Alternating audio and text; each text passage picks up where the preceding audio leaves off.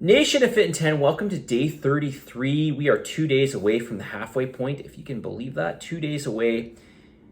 More of your questions, so let's get right into it. This person writes, I need to be better with my water intake. Sometimes I forget and then I need to catch up.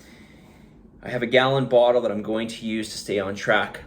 Water is super important, absolutely, but also so are your electrolytes. We need to be aware of the amount of sodium, calcium, magnesium, potassium, chlorine, to a less extent, some of the other things like our essential trace minerals. But the ones that I just listed, those are super, super important. And so one thing I would recommend that you do to stay hydrated is to get enough water, typically a liter for every a liter for every 50 pounds of body weight. So if you're 150 pounds, 3 liters per day. But obviously, if you're doing more physical activity, you're gonna need more water than that. Now, along with the water, we need some electrolytes. So you could take an electrolyte mix like I carry a product called Electrolytes XL from ATP Lab. I just got some in today. Another thing you could do is you can drink coconut water. Coconut water's got a pretty good spectrum of electrolytes. It doesn't have all electrolytes, but it typically has, let's see if I can pull it up here. I had it up. It's got a decent amount per cup of, so it's got a lot of potassium actually. So per cup, this may not mean a whole lot to you, but you've got 250 milligrams of sodium on average, 600 milligrams of potassium, 60 milligrams of magnesium, 50 milligrams of calcium. There isn't any chlorine mentioned, and there isn't any, what am I missing here? Sodium, potassium, magnesium, calcium. There's no chlorine here mentioned. I wonder what that is. Anyways, not a bad source for electrolytes. Okay, but this is probably going to be more expensive. If you're always resorting to coconut water, it's going to be more expensive. One thing you can do is you can add salt to your water, and I'd recommend using pink salt because pink salt's got more of a spectrum of electrolytes. So typically, if you're looking at salt, whether it's white salt or pink salt, white salt's going to have more sodium. Okay, it's typically about 40% sodium. Pink salt's about 30% sodium, just because it's got the other electrolytes. I would recommend about 1.5 grams of pink salt for every liter of water. 1.5 grams. All right, so what would that look like? Well, there's about 6 grams or so in a teaspoon. So 1/4 teaspoon for every liter of water. So you can do that, pink salt, that will help you immensely to stay hydrated. Okay, let's move along here. Some suggestions around recovery from workouts, dealing with sore muscles and fatigue the day after the workout. Plus, any suggestions around mental toughness would be awesome. I'm noticing the feeling of dread on Sunday night as I anticipate the early morning workouts of Monday and Tuesday.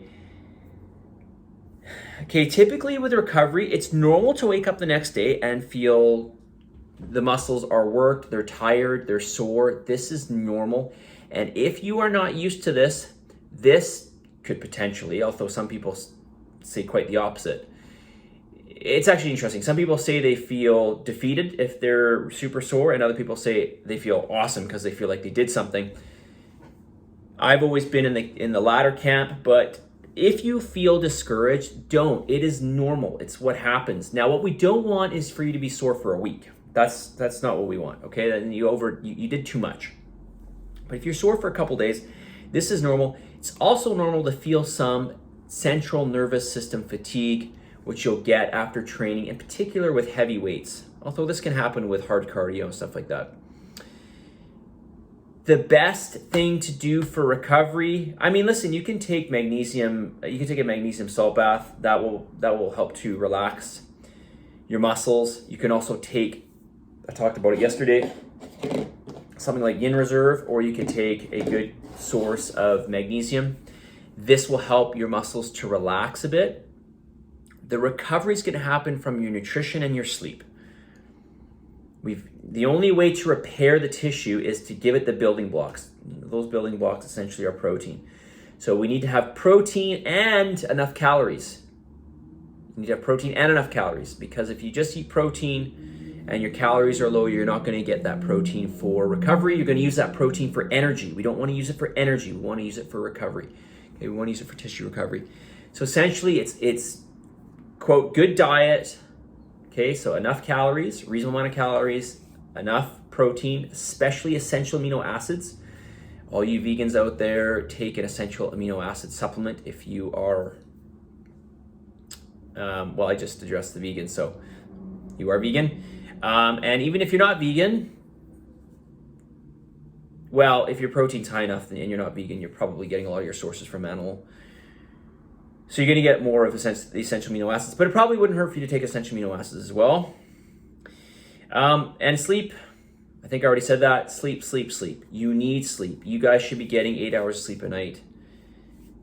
At least 7 hours, okay? Mental toughness. Listen,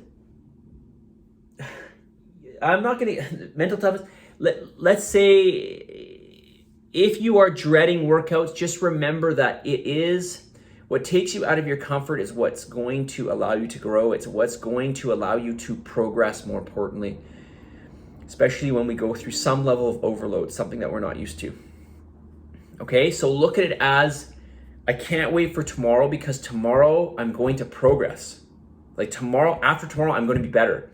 And then after I do the workout, every time I have a workout that comes up, it's a chance for me to get better. And you will get better. If you do that workout, you're going to get better, especially if you are new, okay? All right, let's get the message of the day. On this day 33, if you're gonna quit anything, this is the week that you're not supposed to quit. Like just like every other week, you will not quit. You will not quit.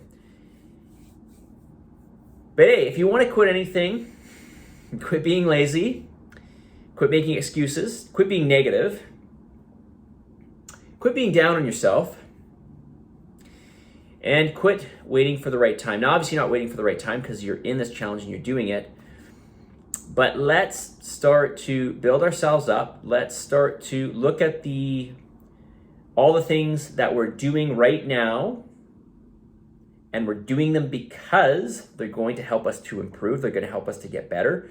So I want you to start looking at all the positive aspects of this. Remember, we've got to put in the work in order to see the results. So the work is what's going to allow you to see progression, right? You will never go through this and not progress. You won't. It just won't happen. Trust me, it won't. Okay, now you might say, well, what if I just eat like crummy? Well, you're still going to be better off because you're doing some physical exercise over not doing it. So some is always better than none. Some will always take you farther than none, okay? So quit being lazy, quit being negative. More importantly, quit being negative, quit being down on yourself, quit telling yourself this is going to be hard. Instead, tell yourself that you are going to progress as a result of doing Monday's class, or in this case, Thursday's class is coming up. Okay, or maybe you're not doing Thursdays, maybe you're doing Fridays, okay? Positive energy, positive vibes, believe in yourself, for the love of God, give some gratitude, and I will talk to you all tomorrow.